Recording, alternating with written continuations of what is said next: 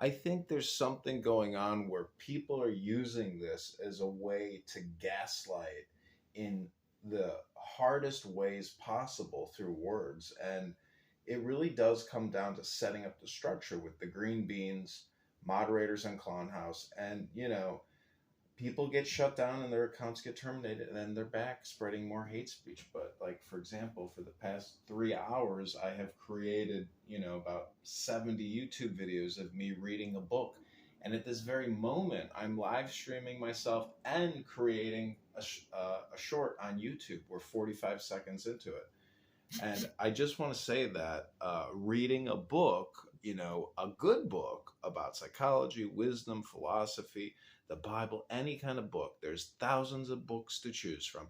If you read that book on this app, it forces your experience to be a positive experience, because so much of this app, as you have seen over the past week, is road rage, gossip, drama, hate speech, violent speech, homicidal ideation, projection, politics, propaganda, spam.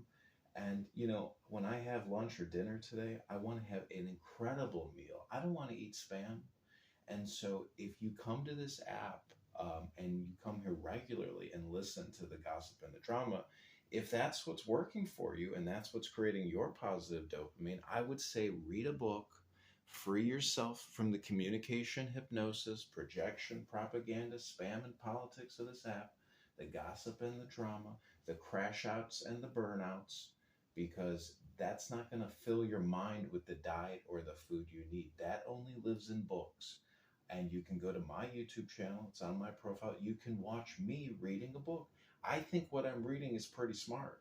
I think I'm programming myself with positive neurolinguistics and taking a diet, from this app. But really, the people who don't come to the app are the ones who give me the diet, because now they're doing something else as opposed to being on here and road raging and using profanity and vulgarity and negative neurolinguistic programming on you over and over and over again. But as soon as you hold a candle or a flashlight to them, they run away and they don't want to be recorded being, insane on this app, screaming like a madman.